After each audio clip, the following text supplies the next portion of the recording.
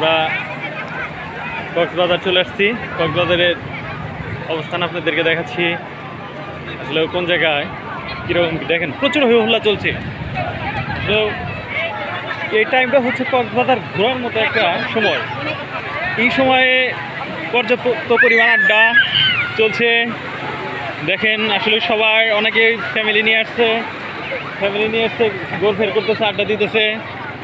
আর হচ্ছে অনেকে ফ্যামিলি ছাড়া আড্ডা দিতেছে। আর অনেকেই স্রোতের, আপনারা দেখতে পাচ্ছেন অনেকের স্রোতের উপরে ঢেউ, মানে যত বড় ঢেউ তত বড় মজা আমরা দেখতে পাচ্ছি।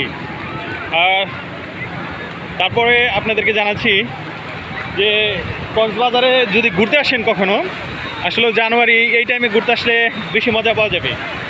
আর আপনারা এটা দেখে বুঝতে পারছেন যে এখন বর্তমান পর্যটকের কোনো অভাব নেই, পর্যাপ্ত পরিমাণ পর্যটক রয়েছে। তারপরে এখানে ঘোরার মতো, আড্ডা দেওয়ার মতো জায়গা রয়েছে। তবে হাতে রাখেন দিমুন ওইখানে। তবে আসলেও এই টাইমে একটু আসলে খরচটা একটু বেশি হয়ে যায়, কারণ হোটেলগুলোতে একটু বুকিং দেওয়া ঝামেলা হয়ে যায়, হোটেলে খরচ বেশি। আর এদিকে খাবার দাবারের খরচটা একটু বেশি পড়ে যায়।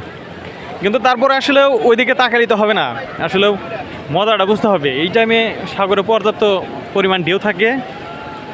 আপনারা দেখতে পাচ্ছেন যে অনেকেই সাগরের ঢেউয়ের মধ্যে কত ঝাপাঝাপি করতেছে। ঠিক আছে, আপনারা দেখতে পাচ্ছেন। আর আমরা কিছুক্ষণ পরেই আর ফুটবল খেলা অংশগ্রহণ করব। আমাদের অনেকে ফুটবল খেলার জন্য ইচ্ছুক, কিন্তু তারপরে আপনাদেরকে দেখাচ্ছি আসলেও যে অবস্থানটা কীরকম কী। এই যে ঢেউ কাছে আসতেছে, আমরা কিছুক্ষণ পরে নামবো, কিন্তু তারপরে কিছুক্ষণ ভিডিও করে নেই যে আসলে কীরকম কী আপনাদেরকে দেখানোর চেষ্টা করি। তারপরে অবশ্যই বিকালে আসবো, বিকেলবেলা আড্ডা হবে। ওরে ওরে বাবা, বড় ঢেউ, যত বড় ঢেউ তত বড় মজা।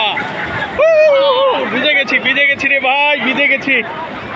ও আচ্ছা, যাই হোক, ভিজে যাওয়া ব্যাপার না। ওরে বাবা, বিশাল ঢেউ চলে আসছে, আপনারা দেখতে পাচ্ছেন।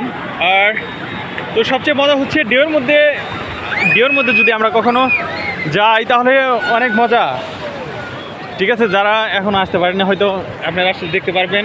আর আসলে প্রকৃতপক্ষে আমি এর আগে দুইবার আসছিলাম, দুইবার এসে ঘুরে গেছি, কিন্তু অনেক আগে আসছিলাম। ঠিক আছে, আর তারপরে অনেক দিন পরে কক্সবাজার আসা। যাই হোক, অনেক ভালো লাগছে, কারণ আসলেও বাংলাদেশের মধ্যে একটি হচ্ছে, মানে যদি কখনো ভ্রমণের কোনো জায়গা থাকে সেটা হচ্ছে কক্সবাজার। আমরা জানি যে বাংলাদেশের মধ্যে নাম্বার 1 হচ্ছে একটি জায়গা, সেটা হচ্ছে কক্সবাজার।